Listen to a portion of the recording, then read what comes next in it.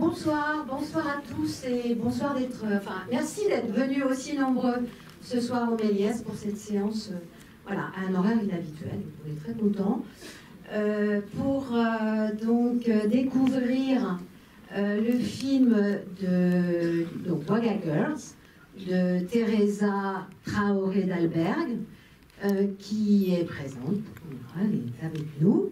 Et pour ce film, pour l'accompagner, on a aussi Mathieu de Focal, le distributeur du film, de Juste Distribution, qui est présent. Voilà, vous pouvez les applaudir. Merci. Donc, pour vous expliquer un peu comment ça va se passer, donc vous allez voir le film, et puis après, il y aura un échange avec Teresa, qui est présente, avec Mathieu, et aussi avec Delphine Collère, que je ne vois pas, parce que voilà, vous êtes... Voilà. Delphine Collère, qui est la fondatrice de l'association Les Filles du Facteur, qui est une association montreuilloise, qui œuvre dans le domaine de l'écologie, de la solidarité, du micro-don, et qui travaille beaucoup avec des femmes du Burkina. Donc, il y aura cet échange croisé entre Teresa, qui donc vous allez découvrir tout de suite l'histoire de ces jeunes mécaniciennes, apprenties mécaniciennes dans ce centre de formation, et la situation que connaît aussi Delphine, deux femmes qui font un travail, qui se débrouillent aussi pour travailler là-bas au Burkina. Alors, ce que j'ai oublié de vous dire, c'est que cette séance donc a été organisée avec le service de la mission des femmes, et donc dans le cadre de la journée internationale des droits des femmes. Voilà. Donc je crois que j'ai tout dit. Est-ce que vous voulez vous présenter, dire un petit mot avant de lancer la projection? Après, tout simplement. Après. Juste bon film. Et moi aussi, je dis souvent bonsoir. Et oui, après le film, on se voit encore. Et merci d'être venu. Merci à vous.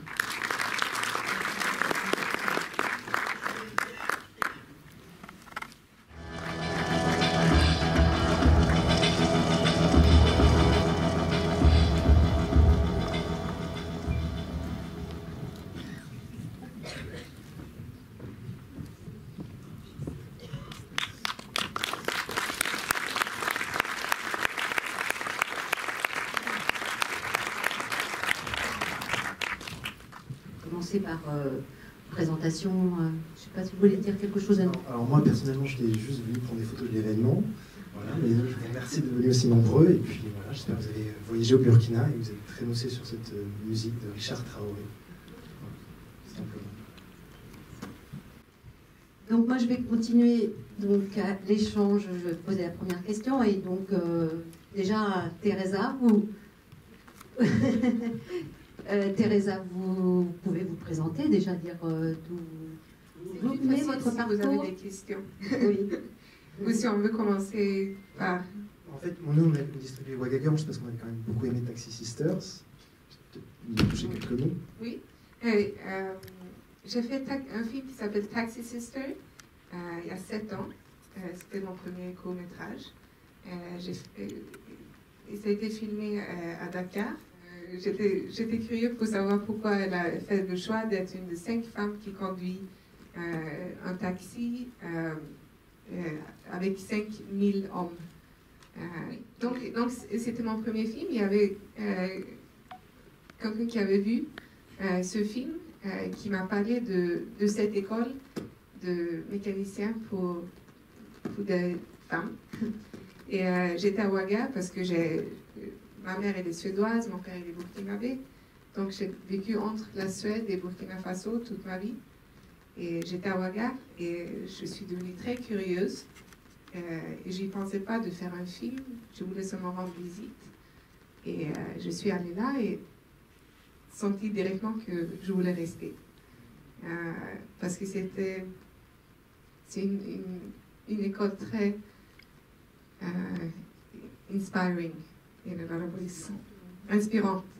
Et j'ai aussi vécu beaucoup de temps avant filmer, seulement pour connaître les étudiants et connaître les professeurs et comprendre comment l'école marche.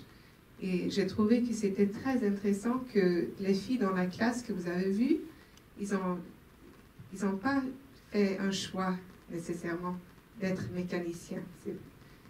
Donc c'était très différent de Bouri, la Taxi Sister, qui avait fait un choix comme une femme adulte d'être pionnière et de vivre sa vie comme elle, dans la voiture, et rendre sa vie comme ça. Et ici, dans la classe, pardon, ici dans la classe, c'était une classe avec des personnes très, très différentes, avec des très différents rêves, des très différentes histoires, des très différents avis sur le métier qu'ils sont en train de s'apprendre aussi. Et c'est ça que je trouvais intéressant, de les suivre dans leur vie quotidienne et aussi de leur suivre dans les différentes chambres où il y a différentes attentes de comment être comme femme. Et moi aussi, j'étais jeune à Ouaga pendant cet âge, donc je voulais les suivre à l'école, mais aussi dehors de l'école et peut-être à la maison, quand j'ai eu à filmer à la maison aussi, et pendant la nuit un peu aussi. Donc, je voulais les suivre dans les différentes chambres avec des différentes attentes, parce que je suis intéressée par les choix de vie, et c'est quoi qui fait qu'on prend certains choix. Est-ce qu'on a toujours un choix même? Et c'est quoi comment les personnes autour de nous, les situations autour de nous nous affectent dans les choix. Et puis j'avais aussi envie de faire un film, parce que pendant tout le temps que j'ai étudié film, ou quand je regarde souvent des films ou la télévision, beaucoup de films que je vois filmés dans un pays en Afrique sont très centrés sur la pauvreté ou la catastrophe ou la maladie. Et je sentais que je voulais faire un film où je me reconnaissais aussi, et aussi où je sentais qu'il y avait d'espoir et du chaleur, et aussi d'une perspective, avoir des perspectives d'autres femmes ou filles aussi. Donc c'était aussi une des raisons que je voulais faire le film. Et comme je dis, ils n'ont pas choisi vraiment d'être mécaniciens. Le rêve de début n'a pas été d'être mécanicien. Ils ont été dans de différentes ils ont vécu des différentes situations où ils ont eu à arrêter l'école plus tôt. Donc, comme vous avez vu, il y a Bintou qui a eu un bébé tôt. Il y a Chantal qui a perdu sa mère. Il y a Rose qui a perdu ses parents. Donc, il y a beaucoup de choses qu'ils ont vécues. Et c'est pour ça qu'ils sont rentrés dans cette école, qui est une initiative féministe de début pour encourager des femmes de pouvoir aussi prendre des travaux qui normalement est réservé pour des hommes. Et pendant le métier, qu'ils sont en train d'étudier, il y en a qui trouvent sa place dans ce métier, il y en a aussi qui a des problèmes avec.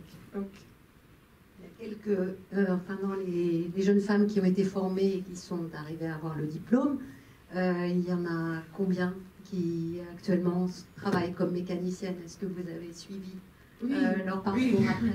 Oui, je les parle chaque jour sur Facebook.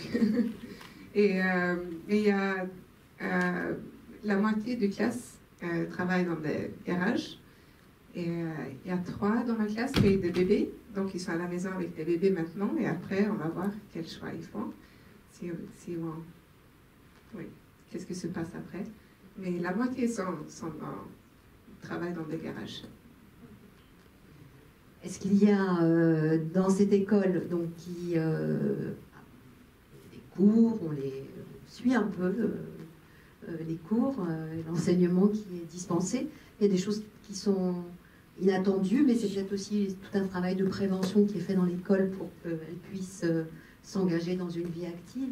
Mais cette psychologue qui suit les jeunes femmes, ça faisait partie du projet de les accompagner pour qu'elles puissent après avoir une meilleure estime d'elles-mêmes.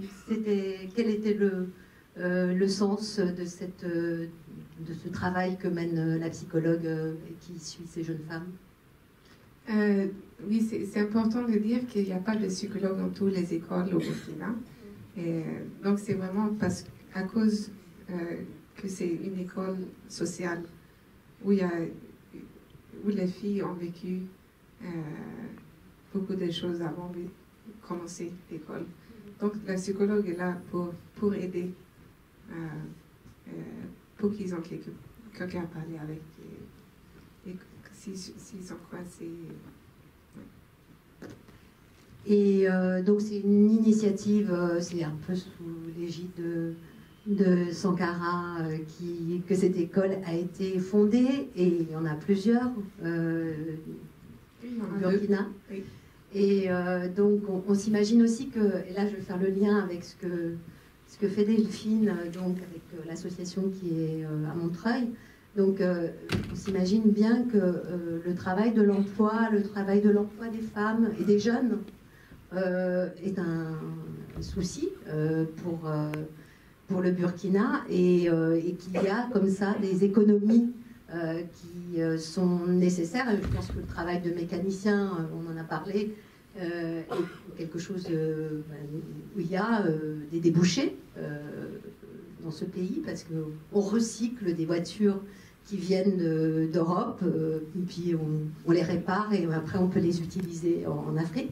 Mais je pense au travail que vous faites aussi sur le recyclage, et le travail, donc, l'association des filles du facteur, et donc ici à Montreuil, travaille sur du recyclage de sacs en plastique, et travaille le crochet particulièrement. C'est un travail de création et d'artisanat d'art, on va dire, puisque là on vient de sortir du festival du film des métiers d'art, et je me dis que c'est quand même de l'artisanat d'art dont il s'agit. Et donc il y a un échange avec des personnes qui vivent au Burkina, avec des femmes qui crochettent au Burkina. Et donc comment se passe cet échange et cette solidarité entre l'association qui est à Montreuil et qui travaille avec des femmes qui viennent d'arriver ici en France et qui n'ont pas encore de travail, et au Burkina avec des femmes qui crochettent et qui aussi vous envoient leur création. Donc, comment ça se passe Le lien avec le Burkina, je vais le faire parce que j'ai aussi deux pays. Moi, je l'ai adopté, le Burkina, je l'ai connu à 25 ans, et un petit peu avec la mécanique aussi, parce que pour traverser le désert à l'époque, il fallait réparer la camionnette Volkswagen. Bon, bref, le crochet, c'est un métier de femme. La couture, tout ça, c'est classiquement des métiers de femme. Et j'en profite pour dire que j'ai vraiment été très émue par le film de Teresa. Parce que si vous ne connaissez pas le Burkina, vous y étiez. Il n'y avait qu'à ajouter un peu beaucoup de chaleur. Et c'était bon, on le voyait quand les filles dormaient sur les tables. C'est ça, il fait chaud à un moment donné, on s'écroule. J'ai été vraiment très très émue. Très très très émue parce que c'était la réalité, c'était le quotidien. Et nous, on travaille avec des femmes surtout âgées, des tantis, comme on dit. Mais il y a quelques femmes jeunes qui ont ces problèmes d'avoir eu un enfant trop jeune, d'être isolée. Et ça, c'est des choses, mais vraiment récurrentes en Afrique, qui touchent les jeunes filles. Et ça, dans le film, on le voit bien, mais ça touche toutes les jeunes filles qui vont à l'école. Donc j'ai retrouvé beaucoup de choses. C'est intéressant ce que tu as dit vous avez dit qui dormait sur la table. Parce que beaucoup, quand on entend du film, on croit qu'on va voir un film de l'école, que je vais vraiment faire les classes que c'est vraiment un film de l'école. Mais pour moi, l'école, c'était une situation que j'étais intéressée par, mais c'était les filles et c'était l'amitié et la solidarité entre eux et les pauses qui m'intéressaient beaucoup aussi.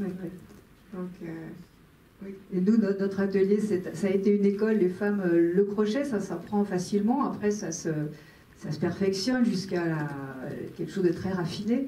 Et en ce qui concerne nos femmes, elles ont appris le crochet.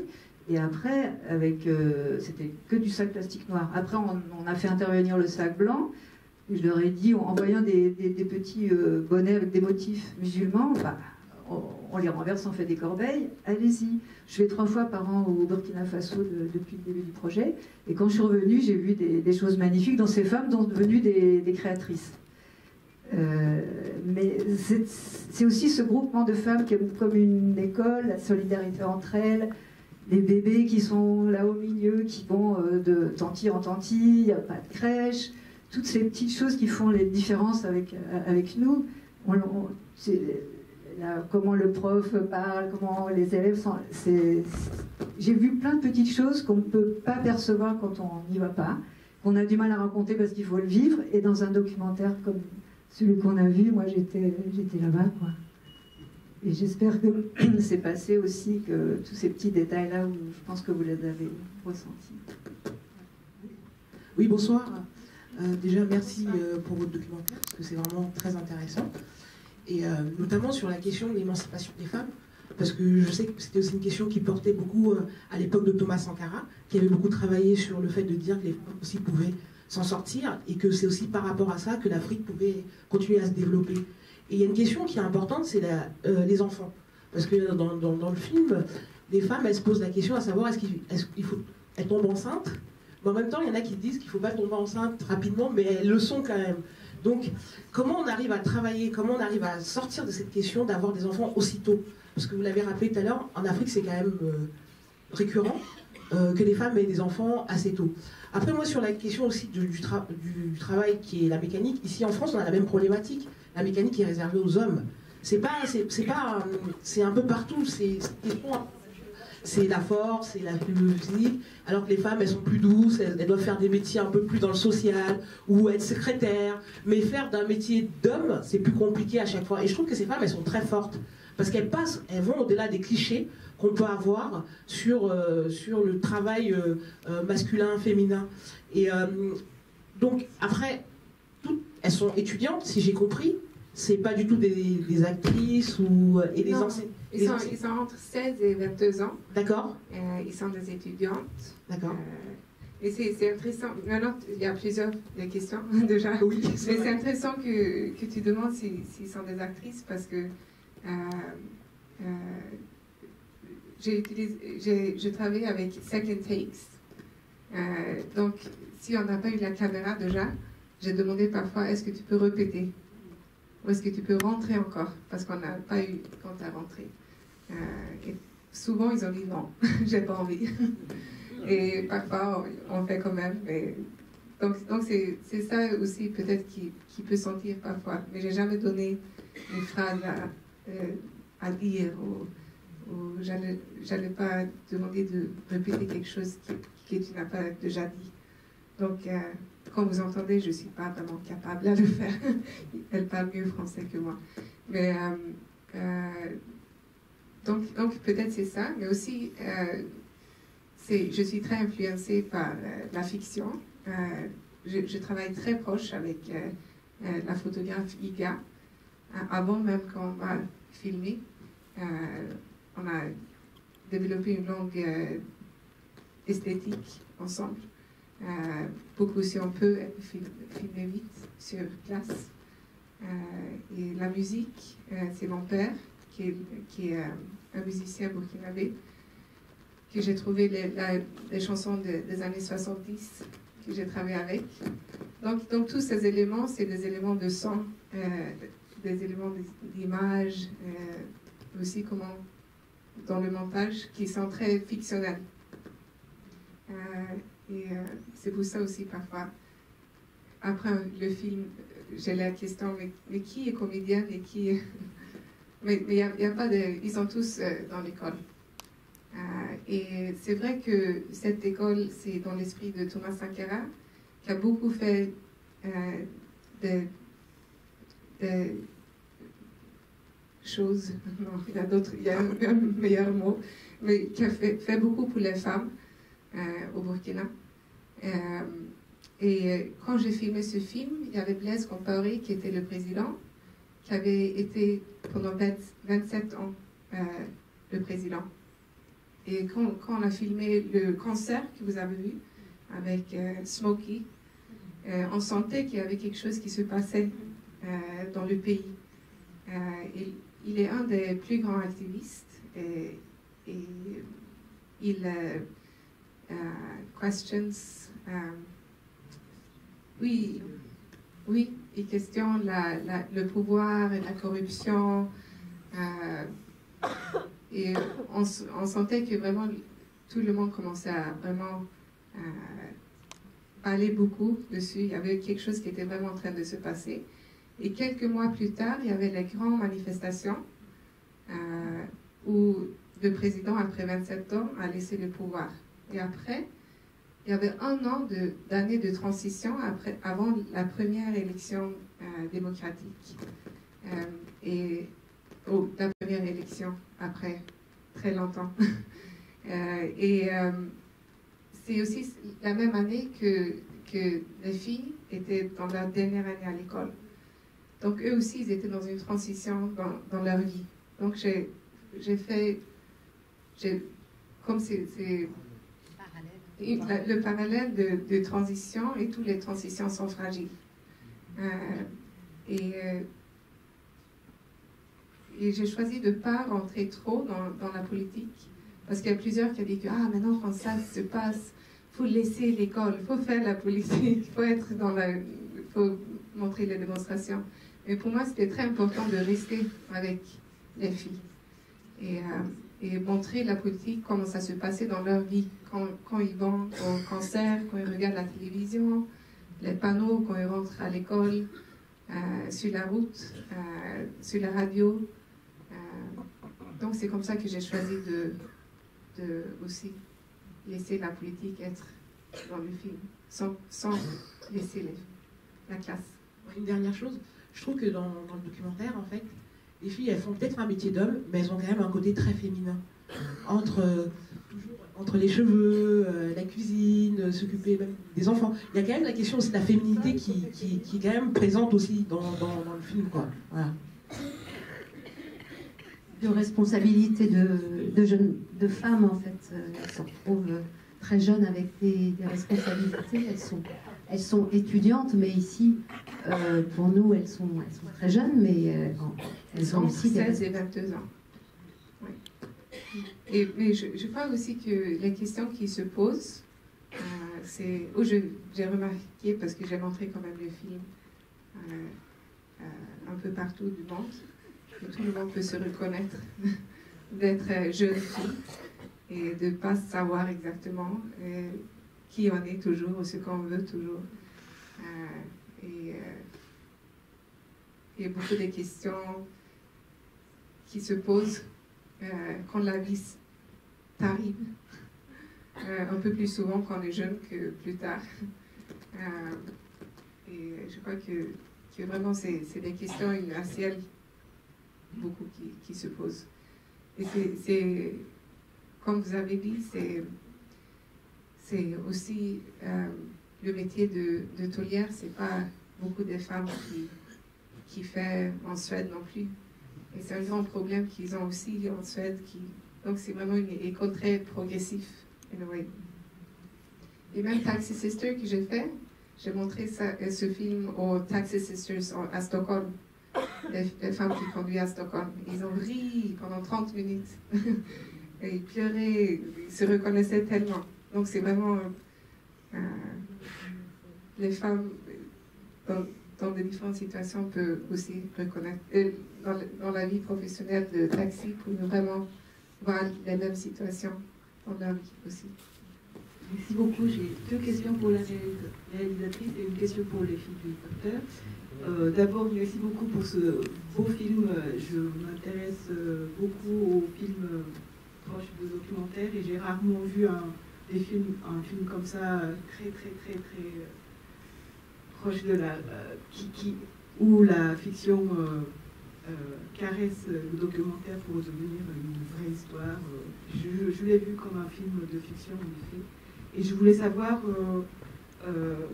à part l'agencement des histoires et la présence des musiques, quelle était la part de la fiction? Est-ce qu'il y avait un dispositif qu'on a raté, un accessoire qu'on a raté?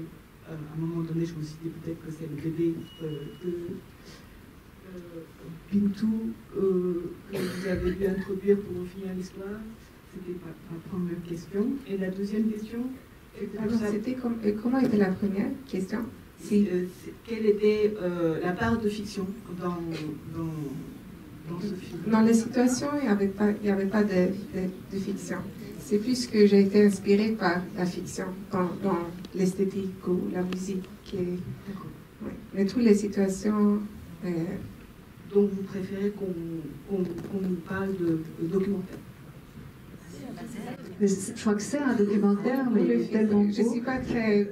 Moi, on peut appeler ce qu'on veut. Mais c'est pas de la fiction, c'est esthétique, c'est ta manière de filmer, c'est super beau, donc ça transporte, mais c'est la réalité. Alors, je pense que c'est un regard, une vision. Mais c'est intéressant parce que j'ai montré ce matin, et par exemple, la situation où les chaussures, ils ont essayé des chaussures. Il y avait quelqu'un qui a demandé si c'était vraiment, s'ils avaient vraiment les chaussures ou si c'est moi qui ai amené. Et ça, il y a des situations comme ça que j'ai pas, je suis pas, j'ai filmé quand ça se passe. Et donc c'est pas dans le film, mais il y a eu tout un sac de chaussures qui est venu par la fenêtre dans la pause, parce que dans la pause, c'est vraiment un temps pour faire des marchés aussi. Où il y a quelqu'un qui a amené des chaussures, et demain, il y a quelqu'un qui amène des pannes. C'est des petits marchands de l'Afrique, de la rue. Oui, donc c'est des situations qui se passent. C'est pas créé par... J'ai eu la chance d'être allée pour un petit séjour et je trouve que vraiment le rythme, on le sent vraiment bien, je trouve ça très beau. Et ma deuxième question est très simple. Est-ce que ces jeunes mécaniciennes ont vu votre film fini? Oui. J'ai eu, comme je suis burkinabé suédoise, j'ai pu avoir 2 premières nationales. Parce que normalement, on doit choisir un. Mais donc, j'ai montré au FESPACO. C'est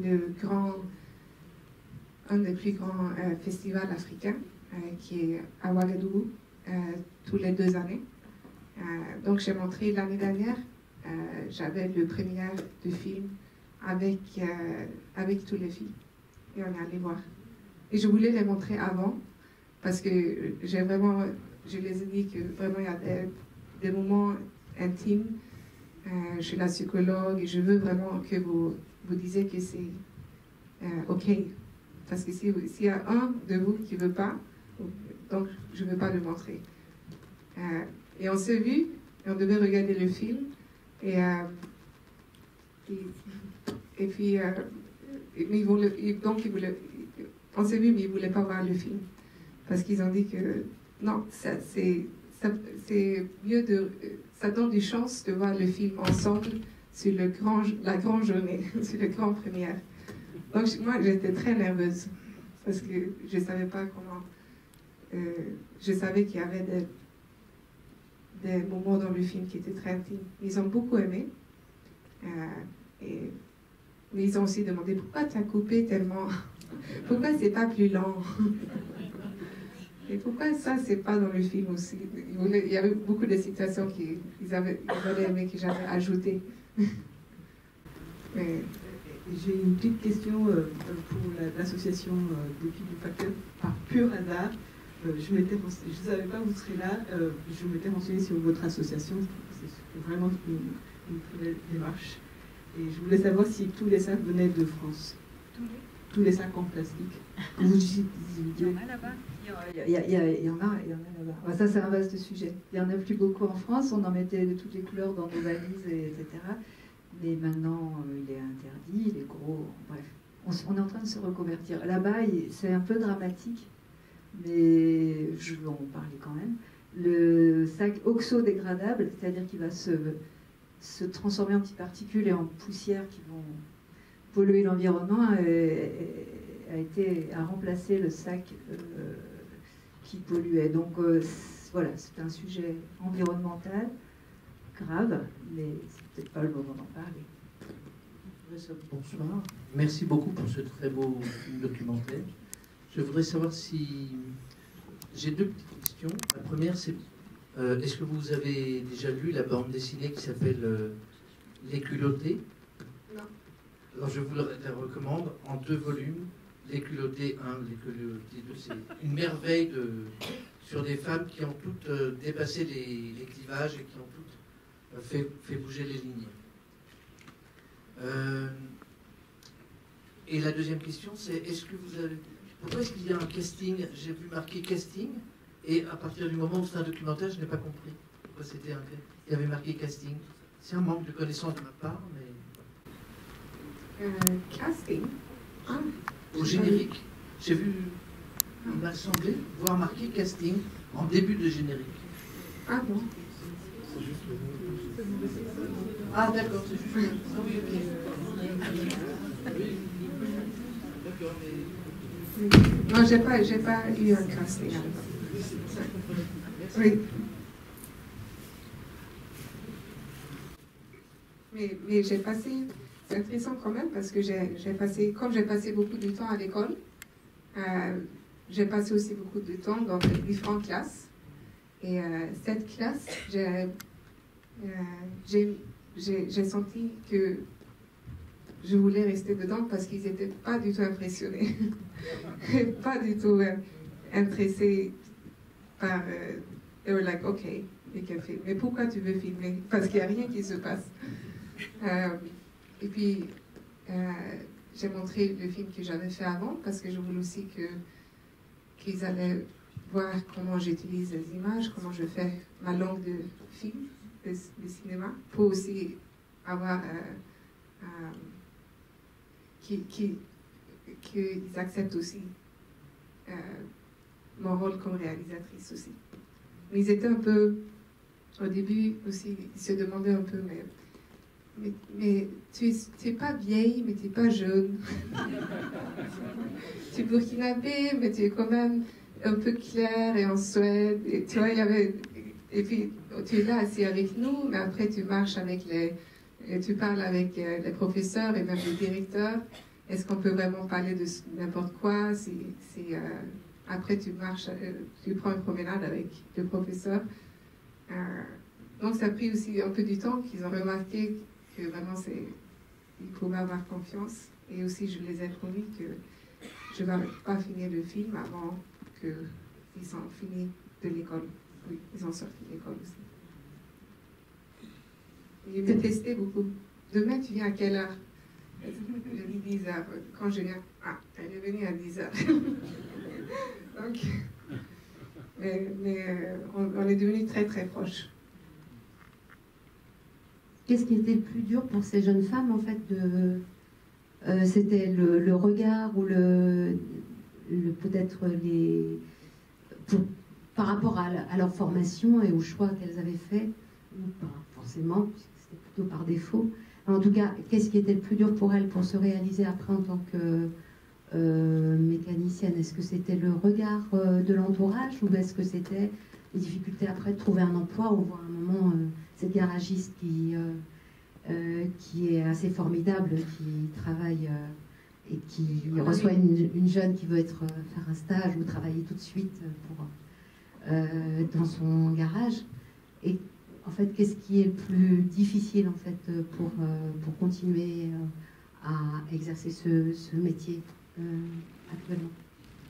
Non, mais c'est très différent dépendant qui on est et où on va travailler. Mais pendant l'éducation, il y avait Dina, par exemple, qui était dans une relation où il y avait quelqu'un qui questionnait s'il pouvait se voir avec quelqu'un qui fait ce métier. Donc, elle se trouvait dans un choix qu'elle devait faire, soit rester dans la relation ou continuer avec l'école. Donc, c'était très différent. Il y avait Mounira qui était enceinte. Il y avait Chantal qui avait d'autres problèmes avec sa mère. Donc, c'était très différent, dépendant qui on est. Mais la rencontre avec Honorine, qui est la première cinéaste, pardon. Garagiste. Ce raconte était très, très émouvant. J'allais pouvoir faire tout un film seulement de cette rencontre. Parce qu'ils se parlaient pendant 2 heures. Et c'était vraiment fascinant de voir Chantal qui aime vraiment ce métier, qui veut vraiment le faire, mais qui a tous ses doutes et toutes ses questions. Et Honorine qui est là et qui a vécu tous ces doutes et toutes ces questions. Et quand même réussi d'ouvrir un garage. Mais quand même, elle était très frank. Elle n'essayait pas de parler de sa... Comment ça a été, comme si c'était seulement très facile. Elle était très, très... Très directe, très directe et très forte. Et c'était une très belle rencontre. Et très dur pour moi aussi de couper dedans. De faire une scène de quelques minutes. Ça aurait pu être 2 heures. Mais elle a dit par exemple que c'est comme... Pour elle, elle a dit que c'est pas toujours le travail, mais c'est aussi comme... on a parlé un peu d'avant, que c'est pas toujours le travail qui est le plus dur, mais parfois c'est le milieu. Et le regard d'autres ou les personnes avec qui on travaille, qui peut être le problème. Mais c'est un garage qui fonctionne. Oui, chez elle, ça fonctionne très bien. Et au montage, on n'a pas parlé beaucoup du montage, mais si à un moment donné il y a un doute sur le genre, on peut se dire que c'est presque, ça approche la fiction, qu'il y a une histoire qui se raconte. C'est peut-être aussi lié au montage et au travail que vous avez mené pendant plusieurs mois. Oui, j'avais filmé 190 heures.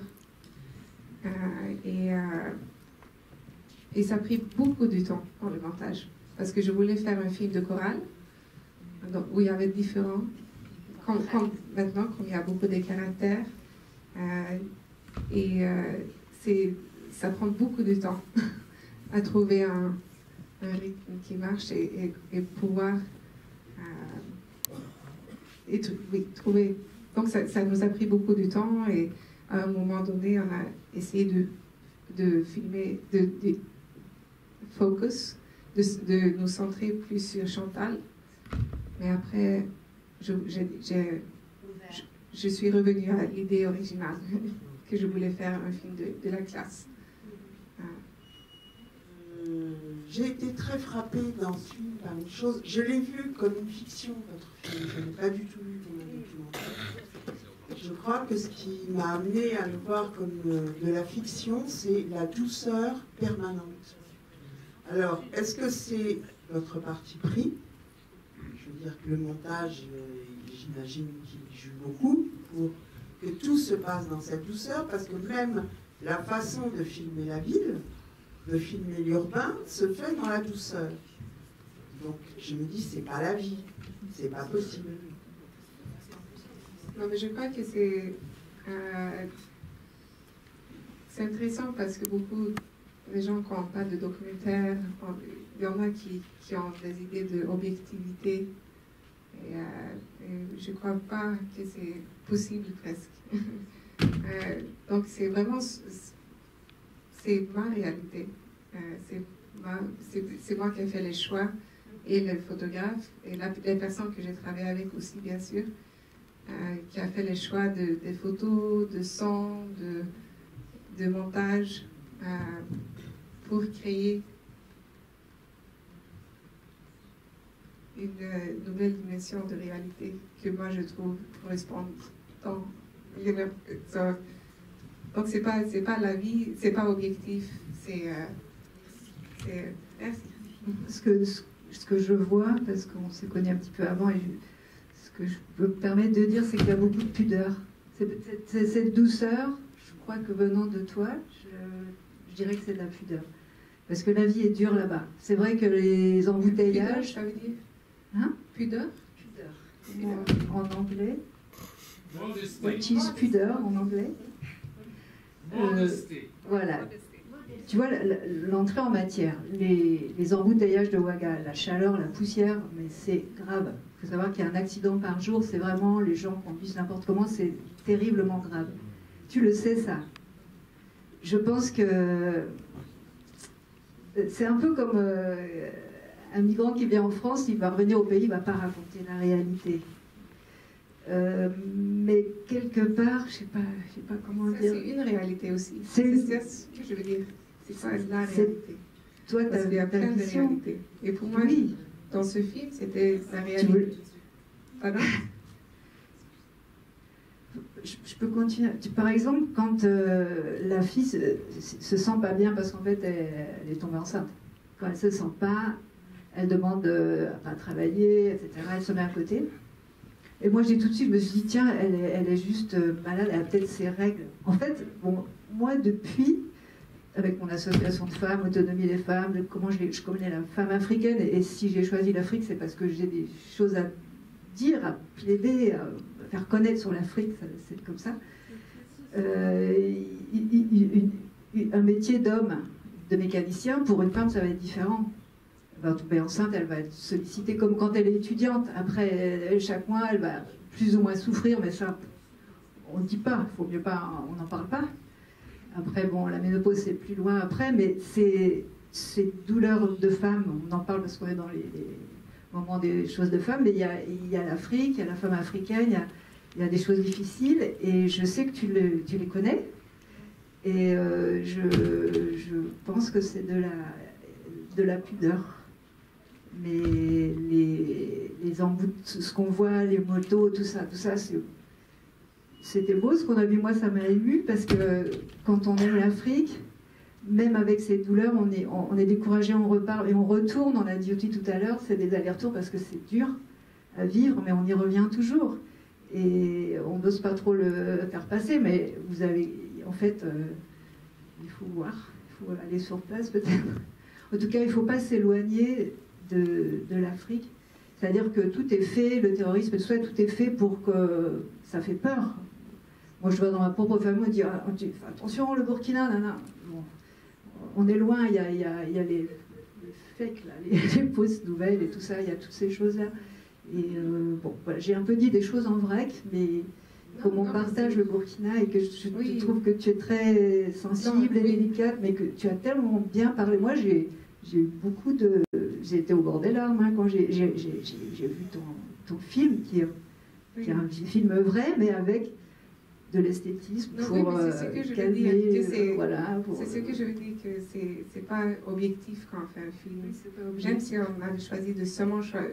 C'est très différent, dépendant. Pour moi, j'ai utilisé les images de trafic comme un temps pour recompensation, pour pouvoir digester des sentiments. Les scènes de trafic, c'était souvent après la psychologue. Donc pour moi, c'est l'entrée en matière aussi. Ouais. Donc c'est pas... Mais la musique, on sent le côté dur, est beau. Il y a quelque chose dans la musique qui fait qu'on peut sentir que c'est dur là derrière. Mais qu'en Afrique, on plaisante, on maquille, on fait avec. Il faut mieux rire. Oui, En même temps, ouais. dans les longs, C'est comme ça. Et ça, dans les c'est très plans de important coupe, aussi, parce que qui même... sont sur la ville, on voit quand même la ville en mouvement, et on voit aussi le changement politique qui est en train de... Oui, C'est quand même oui. très présent. Mais c'est Et vrai. ça interroge, parce qu'on se demande si ces jeunes filles sont aussi politisées, par exemple. Est-ce qu'elles ont, elles, discuté de ça, et Non, ça non, n'apparaît pas tellement. dans le film. Bien sûr, j'ai demandé et fallait, mais leur vie était vraiment entre la maison et l'école, et parfois avec les soirées. Donc c'est pour ça que j'ai fait rentrer comme ça, rentrer dans la vie, des concerts, télévision, comme on a parlé un peu d'avant. Mais aussi, c'est très intéressant ce que tu dis, qu'il y a vraiment des choses qui se passent, bien sûr, mais ça veut dire pas qu'on peut aussi rire, et c'est ça aussi qui est la vie, qu'à côté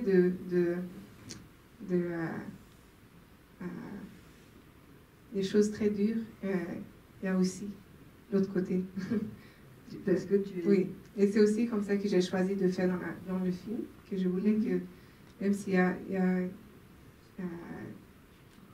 diseases, même si le prof est... Pardon?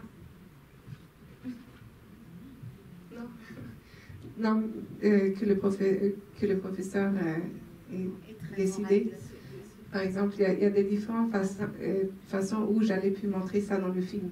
Et c'est là, par exemple, que j'ai fait un choix de rester avec eux quand ils parlent très doucement de ce qui s'est passé. Je ne suis pas allée chercher le professeur pour prendre une image quand il est là, couché. Donc, c'est des choix qu'on fait. Et c'est ça que je veux dire, que ces choix sont liés avec ma façon de faire des films aussi. Tu as dit que à cette époque, le Blaise Compaoré, il est parti, mais tu aurais pu dire aussi, on l'a chassé. Le coup de balai, tu vois, donc c'est ta douceur qui fait que tu parles comme ça, et c'est bien. Ça aussi. Le temps. Oui, bonsoir. Bonsoir. Je dis que le groupe d'Europe déjà indique qu'il y a un changement politique. Et même à la télévision, on entend le Burkina Faso vit des heures difficiles, donc vous n'avez pas besoin de rajouter. C'est-à-dire que c'est en filigrane, c'est dans tous ces faits. Donc il ne faut pas rajouter parce que ce n'est pas un film politique. C'est un film sur la vie des femmes, sur comment elles... Oui, elle est politique. Oui, mais enfin, bon, c'est sur les femmes, c'est sur leurs conditions, c'est sur la manière qu'elles vont vivre et sur la manière qu'elles vont prendre leur vie en main. Et ça, c'est assez typique du Burkina Faso, pas dans d'autres régions d'Afrique, parce que le Burkina Faso, c'est pas l'Afrique. Il y a beaucoup d'endroits avec d'autres cultures. Et c'est par rapport à la culture du Burkina Faso qu'on en arrive là. Par exemple, quand on va au FESPACO, on voit la différence avec d'autres pays d'Afrique, tels que le Sénégal, qui sont très en avance sur le plan culturel, mais au niveau cinéma, comme ce qui se passe au FESPACO, moi j'ai été une fois, c'est assez typique, je veux dire. Et les artistes sont accueillis différemment. Donc déjà, le rappeur, il indique, il dit ce qu'il y a à dire sur la politique. Moi, je crois qu'il ne faut pas trop alourdir les films. Et ça, c'est vraiment très très bien fait de votre part. C'est fait, il faut comprendre. Il faut comprendre uniquement. Il ne faut pas avoir des mots qui sont posés sur cette chose. Moi, c'est l'avis des filles. Alors, ce que je voulais vous demander, est-ce qu'au niveau de la psychologue, elle a accepté que vous filmiez tout ce qu'elle disait? Comment est-ce qu'elle a ressenti ça? Parce que les psychologues n'aiment pas beaucoup avoir avec elle des micros. Si, la psychologue a accepté qu'on filme. Mais j'ai choisi de ne pas avoir le visage, de rester sur la personne qui est là. Et ça aussi, dans le montage, ça a été un long voyage. Parce qu'il y a beaucoup chez la psychologue que je n'ai pas voulu utiliser aussi. Parce que je me sens responsable aussi. Oui. Je voudrais profiter aussi de ce film pour dire qu'il ne faut pas mélanger. Vous avez toujours parlé du Burkina Faso. Il ne faut pas parler de femmes en Afrique. L'Afrique du Nord, l'Afrique du Sud, l'Afrique centrale. Non, je ne parle pas de vous, mais dame de l'association. Il faut arrêter de parler des femmes de l'Afrique. L'Afrique est tellement différente. Est-ce qu'on parle des femmes en Europe Je de suis la même d'accord. façon? Donc, d'accord. je profite de ce film parce que c'est souvent la réflexion. On entend toujours « Ah, en Afrique, en Afrique ». Mais attendez, mais c'est pas un pays, c'est un continent. Non, mais Avec tout à fait. une multitude de différences. La preuve, c'est que le Burkina Faso n'a rien à voir avec ni le Sénégal, ni la Centrafrique, ni le Cameroun. Je crois qu'à un moment donné, il faut parler du pays, donc du film et du pays. Et c'est ce que vous avez fait, Mme Traoré. Et je vous remercie, parce que c'est excellent. Voilà. La vie et ces femmes-là sont naturelles. Elles sont plaisantes parce qu'elles sont très naturelles. Quand elles parlent de maternité, de contraception, de prévention justement de la grossesse, là, mais moi j'ai trouvé ça merveilleux, quoi. Parce qu'elles sont naturelles, elles savent qu'elles sont filmées. Et pourtant, elles parlent très naturellement. Et ça, c'est magnifique. Oui, moi je voulais dire, c'était aussi ce que je voulais dire, reprendre cette remarque de la femme africaine là, qui m'avait choquée. Mais autrement, je voulais poser la question, c'est toujours le français la langue officielle au Burkina? La langue officielle, les français.